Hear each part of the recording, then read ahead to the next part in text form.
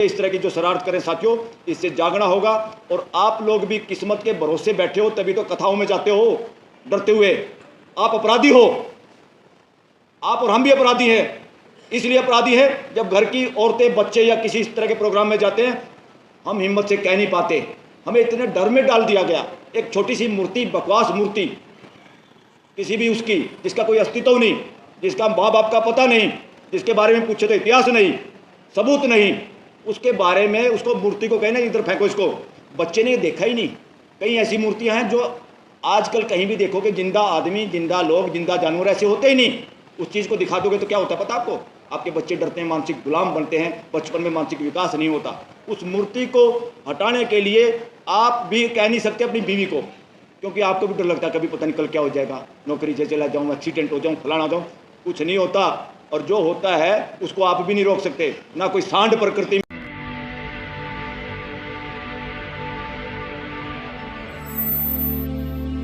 लोकतंत्र में साथियों कोई राजा और बादशाह नहीं होता। लोकतंत्र में सब जिम्मेदारी के साथ लोक सेवक होते हैं। बार बार एक चीज़ ग्रंथ, कथा, कहानियों में एक फैलाई जाती है, उससे ये देश नपुंसक है सदियों से। वो क्या कथा कहानी है? और आज की राजनीति भी उसका शिकार है, बुद्धिजीवी भी उसका शिकार हैं। एक कोई खुदा सब कुछ कर रहा है और जिसने बुरे कर्म करे वो भुगत रहा है, इसलिए आप भुगतो आराम से। और एक मसीहा आएगा, वो दुनिया को बचाएगा। ऐसा चाहे धार्मिक हो, चाहे सांप्रदायिक हो, चाहे पॉलिटिकल नेता हो, इस सोच को छोड़ना पड़ेगा। ये बकवास नपुंसक करने वाली सोच है, पूरी देश की जनता से निकालना पड़ेगा। ना कोई मसीहा है, ना कोई ऐसा खुदा है जो जनता के साथ भेदभाव करता है। भेदभाव आदमी ही आदमी के साथ करता है, और वो आदमी करता जिसके अंदर दिमाग में खुरापात है कि मैं बड़ा हूं। और वर्णवादी कथा कहानियां, किताब जला दो इसको, ना इनकी कथा सुनो ना कथा करो। वो भी बेवकूफ था जो कथा करने गया था और जिसकी चोटी और बाल काटे हैं। कौन सी कथा सुनाना चाहते हो? जिन कथाओं से ये देश नपुंसक हो गया, आज भी नपुंसकता के शिकार हैं हम सब, कहीं ना कहीं थोड़ा बहुत मैं भी होऊंगा। ये नपुंसकता नहीं निकालोगे तो प्राइम मिनिस्टर को देखोगे या वाइस प्रेसिडेंट को देखोगे, गृह मंत्री को देखोगे, किसी सीएम को देखोगे। देश में पेट्रोल पंप पे कब्जा कर लिया, एक आदमी का फोटो है। भाई कौन है ये भारत का प्रधानमंत्री है। क्या होता है ये भारत का प्रधानमंत्री? कॉन्स्टिट्यूशन के तहत एक जिम्मेदारी की एक नौकरी है, एक पोस्ट है खाली, वरना 140 करोड़ लोगों को हम प्रधानमंत्री कहना शुरू कर देते। पोस्ट एक है, उस पोस्ट पे कुछ आदमी बहुत बार चोर उचक्के, लफंगे, चरित्रहीन भी चले जाते हैं। तो उसका ये मतलब नहीं है वो महान है। कोई भी पद महान है, और पद की गरिमा रखना ही मानता है। साथियों, इस देश में उपराष्ट्रपति पद इस्तीफा देता है, दिन में ठाके लगाता है, शाम का स्वास्थ्य खराब हो जाता है। उसको बनाने के लिए एक प्रक्रिया है, किसी नौकरी के लिए एक प्रक्रिया है। उसमें कोई नौकरी लग गया और वो नौकरी ज्वाइन करने के बाद वो पोस्ट इस देश की है, किसी के बाप की नहीं है। कोई पद, राष्ट्रपति पद, किसी पॉलिटिकल पार्टी, बीजेपी, कांग्रेस या किसी नेता, सीएम, पीएम, किसी के बाप की नहीं थी वो पोस्ट। और उस पोस्ट से अगर रिजाइन किया उस आदमी ने, उसको प्रेस कॉन्फ्रेंस करके बताना चाहिए असली कारण क्या था, वरना वो देश का चोर है, गद्दार है। जब क्या समझ रहे हो बेवकूफ? आप लेटर में लिखते हो मेरा स्वास्थ्य खराब हो गया, देश की जनता को बेवकूफ समझते हो? देश सब समझता है। 140 करोड़ लोग समाचार भी ना पढ़े, घर में माँ का मूड कैसा है, बाप का मूड कैसा है, भाई की शक्ल कैसी है, अनुभव करते ही पता लगा लेते हैं माहौल क्या है, वजह क्या है।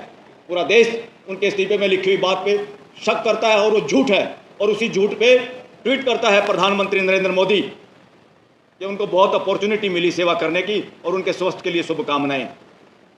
अरे अपॉर्चुनिटी तो आपको भी मिल रही है, आप भी इस्तीफा दे दो। ये देश थक चुका है तुम्हारी शक्ल देख के भी, और तुम्हारी बातें और तुम्हारा कर्म देख के भी। और आप जुगाड़ बना रहे हो, देश का मूर्ख बना रहे हो। और इस मूर्खता के लिए, इस देश की आज के हालात के लिए, मैं being advocate, being law student, ये कहना चाहूँगा, इस देश की आज की स्थिति के लिए, भय के लिए, ये देश भय रहित हो, कोई नेता, अभिनेता इस देश को डरा ना पाए, कोई ईडी, सीबीआई, पीएमएलए, यूएपीए इस देश के लोगों को, जवानों को जेल में ना डाल सके। इससे बचाने की ड्यूटी, संविधान को बचाने की ड्यूटी हमने किसी को दे रखी देश के मालिकों ने, तो उसका नाम है judiciary. Constitutional judiciary, high court और सुप्रीम कोर्ट, इस देश की नपुंसकता के लिए आज जिम्मेदार कोई है तो इस देश की सुप्रीम कोर्ट और देश की सभी हाई कोर्ट शामिल हैं उसमें। ये बात एक एक सिटीजन तक पहुंचानी पड़ेगी। और ये कौन पहुंचाएंगे? वकीलों की ड्यूटी है इसमें। वकीलों की क्यों ड्यूटी है? उनको संविधान का पता है, संविधान के लिए वो आर्गूमेंट करते हैं। और वकील ही ना बोलेंगे तो देश को तो वैसे कोई कंटेम्प्ट ऑफ कोर्ट में, कोई ईडी से, कोई पीएमएलए, कोई इनकम टैक्स से डराएगा। अरे हिम्मत है तो इस देश का प्रधानमंत्री और गृह मंत्री नार्को टेस्ट कराए और देश में सर्वे करे। और देश की क्या भाषा आ रही है? सारे देश के लोग, डिफरेंट तरह के लोग मिलने आते हैं, बताते हैं। मैं देश के लोगों का सर्वे बता रहा हूँ, जितने लोगों से हमारी मुलाकात और बात होती है, वो कहते हैं इस देश में आज तक सबसे ज़्यादा अगर अपराधी मानसिकता का कोई प्रधानमंत्री और गृह मंत्री बना है तो आज का नरेंद्र मोदी और अमित शाह है। कहाँ तक इन बातों से डरोगे? किससे डरोगे? क्यों डरोगे? हिम्मत है तो नार्को टेस्ट कराए नरेंद्र मोदी। और उपराष्ट्रपति कृषक समाज की भी तौहीन है अगर उसने प्रेस कॉन्फ्रेंस करके ये नहीं बताया सच्चाई क्या है। वरना वो इस देश के लिए गद्दारी कर रहा है, इस देश की जनता के लिए। वो पोस्ट देश की जनता की पोस्ट थी, किसी के बाप ने आपको खैरात में नहीं दी थी, किसी ने आपको एहसान नहीं किया था। बीजेपी की बपौती नहीं है ये देश कि बीजेपी ने आपको राष्ट्रपति बना दिया। बीजेपी के बाप का देश नहीं है, कांग्रेस के बाप का देश नहीं है ये देश। इस देश के 140 करोड़ मालिकों का देश है ये। इसलिए कोई ये सोचे हमने इसको बना दिया, हमने उसको बना दिया। और दूसरा, नपुंसक बनाने के लिए जिम्मेदार इस देश की पार्लियामेंट है, जिसमें हमारे जनप्रतिनिधि मुंह से बोलने वाले चौकीदार बैठे हैं एमपीओ के रूप में, चाहे राज्यसभा चाहे लोकसभा। जिसको देखो कैरियर, बच्चे 40-40 साल के हो रहे, उम्र नहीं, शादियाँ नहीं हो रही हैं तो डाइवोर्स और दुनिया भर के फैमिली डिस्प्यूट सुप्रीम कोर्ट में सबसे ज़्यादा पढ़े लिखे लोगों के हैं जो दोनों नौकरियां करते हैं। लोग सोचते थे टोटे में डाइवोर्स होता है, मैं कहता हूँ टोटे में नहीं, बेवकूफ़ी में होता है, मानसिक गुलामी में होता है। डिग्रियां दुनिया भर की, जीने का ढंग पता नहीं। और पार्लियामेंटेरियन, पहले जुडिशरी जिम्मेदार है देश को नपुंसक बनाने में, दूसरे नंबर पे पार्लियामेंट में बैठे हुए पार्लियामेंटेरियन जिम्मेवार हैं, सारे अक्रॉस दी पार्टी। ये क्या बोल रहे हैं, क्यों नहीं बोल रहे? एमएलए ले जाओ जहाज में बिठा के, आज तक सब्जी मंडी लग रही है इस देश में। क्या कर दिया लोकतंत्र का भाई आप लोगों ने? बातें करते 21वीं सदी की। देश में पार्लियामेंट चर्चा हो रही है, देश का जवाब आप दे नहीं पाए, जिसके आधार पे हमारे हजारों करोड़ का, 20,000 करोड़ कम से कम नुकसान करवा दिया देश का, पाकिस्तान के नाम पे हिंदू मुसलमान करने के लिए, लड़ाई के बहाने से। अरे तुम ठेकेदार हो, संविधान कहता है पड़ोसी से बढ़ाओ, जिसकी पड़ोसी से नहीं बढ़ती वो खुद बदमाश नंबर 1 होता है। अगर आप पड़ोसी से बढ़ा नहीं सकते तो तुम्हारे अंदर काबिलियत नहीं, भागो ये छोड़ के नौकरियां।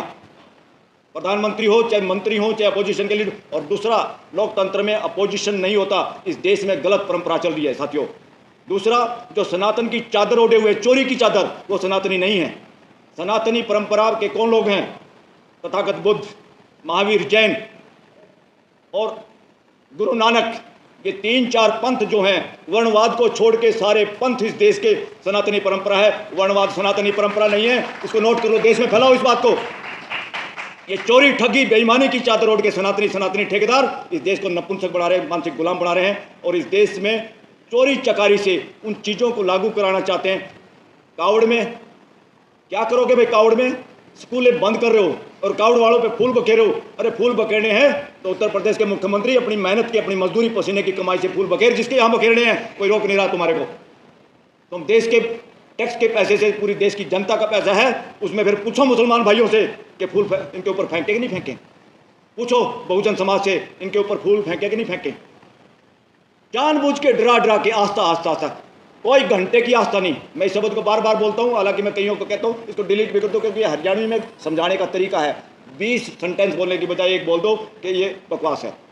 इस वजह से साथियों, एक और आपका भी बैन निकलना चाहिए, आप समाज में फैलाओ। किसी की आस्था का ठेकेदारी नहीं ली संविधान ने बचाने की, उसमें 3 कंडीशन है। अगर आपकी आस्था पब्लिक हेल्थ को खराब करती है तो उसकी ऐसी की तैसी करना की ड्यूटी इस देश के 140 करोड़ लोगों की है। पब्लिक हेल्थ कैसे खराब होती है? ये नहीं कि आपको बुखार हो जाएगा किसी बाबा को देख के, वो बाबा कथा जो सुनाएगा उससे मानसिक गुलामी भरेगा।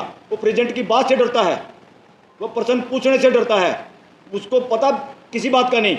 इसलिए कथा कहने वाले काफ़ी लोग गुमराह कर रहे हैं देश को। इनके ऊपर FIR दर्ज कराने के लिए तैयार हो जाओ, इनकी FIR दर्ज करो। भागेंगे लंगोटा लेके, अपने गमछे उठा के भागेंगे।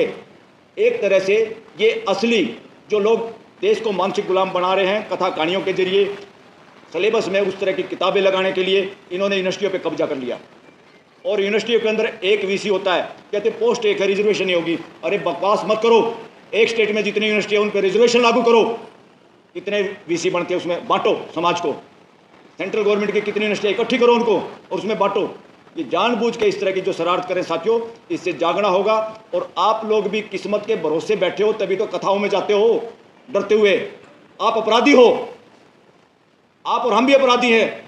इसलिए अपराधी है जब घर की औरतें बच्चे या किसी इस तरह के प्रोग्राम में जाते हैं, हम हिम्मत से कह नहीं पाते, हमें इतने डर में डाल दिया गया। एक छोटी सी मूर्ति, बकवास मूर्ति, किसी भी उसकी जिसका कोई अस्तित्व नहीं, जिसका माँ बाप का पता नहीं, जिसके बारे में पूछे तो इतिहास नहीं, सबूत नहीं, उसके बारे में उसको मूर्ति को कहना इधर फेंको इसको। बच्चे ने देखा ही नहीं। कई ऐसी मूर्तियां हैं जो आजकल कहीं भी देखोगे, जिंदा आदमी, जिंदा लोग, जिंदा जानवर ऐसे होते ही नहीं। उस चीज़ को दिखा दोगे तो क्या होता है पता आपको? आपके बच्चे डरते हैं, मानसिक गुलाम बनते हैं, बचपन में मानसिक विकास नहीं होता। उस मूर्ति को हटाने के लिए आप भी कह नहीं सकते अपनी बीवी को, क्योंकि आपको भी डर लगता है कभी पता नहीं कल क्या हो जाएगा, नौकरी से चला जाऊँ, एक्सीडेंट हो जाऊँ, फलाना जाऊँ।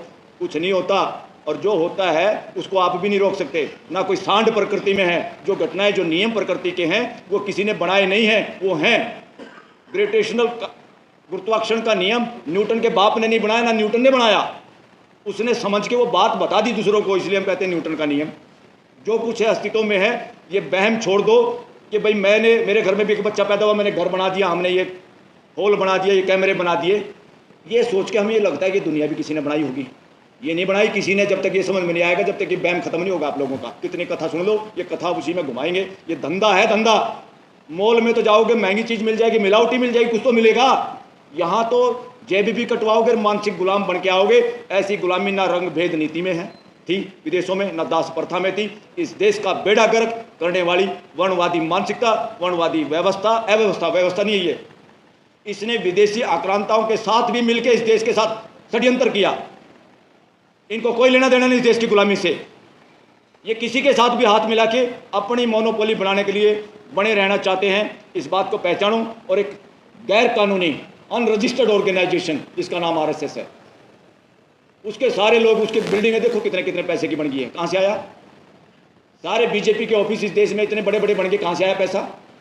एक दिन में पता चल जाए, मेरे जैसा कोई सुप्रीम कोर्ट में जज हो तो एक दिन में हिंदू मुसलमान करने पे प्राइम मिनिस्टर को वहाँ बुलाया जाए, कल 11 बजे पहुँचो यहाँ पे, कहाँ लाट साहब बने फिरते हो, इस देश को पता चल जाए।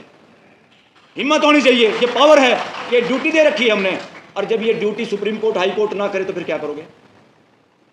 फिर कहोगे राम भरोसे, छोड़ दो ऐसे राम को, ऐसे राम के पल्ले नहीं घंटा। इसलिए वो राम आप हो खुद, अपनी जिम्मेदारी लोगे। और आज जिम्मेदारी निभाने में सुप्रीम कोर्ट भी फेल हुई है, सरकार बदमाशी कर रही है। तो इसलिए मालिकों को खुद अपना काम करना होगा। आपने घर में जो चौकीदार छोड़ रखा है वही अगले गेट कीपर के साथ मिला हुआ है, तो घर के मालिक क्या करेंगे? अपनी सुरक्षा खुद करनी है। और अब ये जो बार बार करे, इससे करा दो ईवीएम से, नहीं से बैलेट पेपर से, भाई कौन कराएगा? सरकार की नीयत नहीं, सुप्रीम कोर्ट की हिम्मत नहीं, या नहीं कर पा रहे, बार बार मुकदमे डिसमिस हो रहे हैं। अपोजिशन करेगी जी। अपोजिशन के ज़्यादातर नेताओं ने इतना माल इकट्ठा कर रखा, उनके इतना पिट्ठू लग रहा है, उनमें हिम्मत नहीं। कुछ पकड़े गए, कुछ पकड़े जाने के डर में चुपचाप सीधी सादी भाषा बोल लेते हैं, अपना गुजारा कर रहे हैं। तो इसलिए साथियों, अगर आज हिम्मत है तो मैं आह्वान करता हूं सारे इन ऑर्गेनाइजेशन से कि आओ मिलकर तय करें। कांग्रेस और राहुल गांधी किसी एक ही बात ना देखें। एक तरफ ताड़ियां पीटते हैं जब नरेंद्र मोदी बोलता है ताकि टिकट ना कट जाए, क्योंकि फोटो है ना वहाँ तो सब कुछ कैमरे में। एक तरफ राहुल बोलता है तो उसकी भी ताड़ी पीट देते, चाहे वो सारी अच्छी भी ना कह रहा हो। तो ताड़ियां पीटने का धंधा, गोरख धंधा छोड़ो।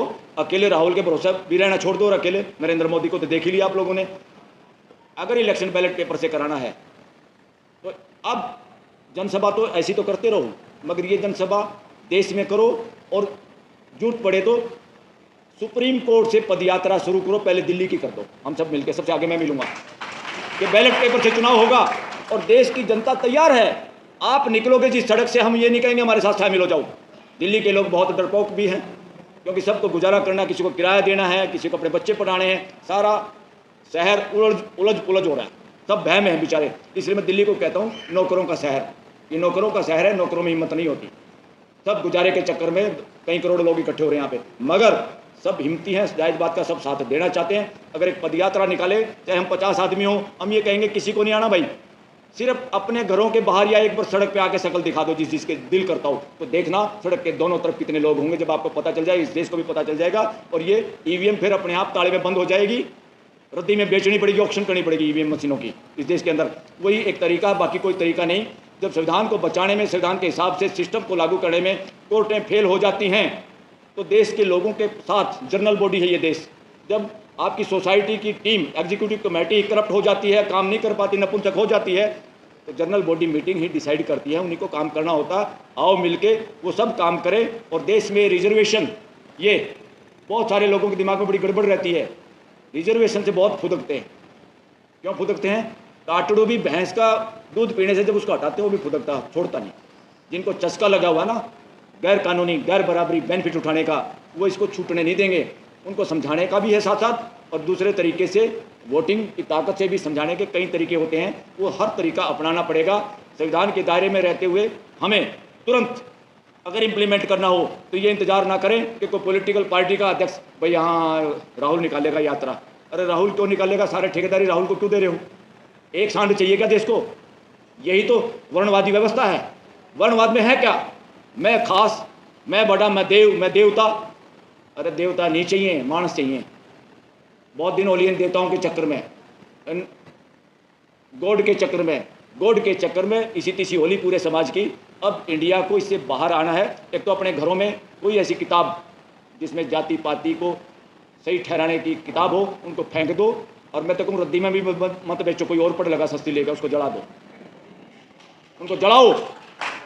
और इस तरह की कोई कथा करे उसका इलाज करो, उसकी एफआईआर दर्ज कराओ। उस देश को गुमराह करने वाले ये सारे बाबे भाग जाएंगे जो आप लोग डर रहे हो कि हमारी एफआईआर होगी, हमने फलाने को कह दिया, उसकी आस्था हालेगी। अरे तेरी आस्था इतनी हल्ला है, बिना हवा के हल्ला है, इसकी हमने ठेकेदारी नहीं ली, और ऐसी आस्था को तो हम हलाएंगे, जड़ से उखाड़ेंगे ऐसी आस्थाओं को। ये गलत परंपराएं हैं। Thank you much.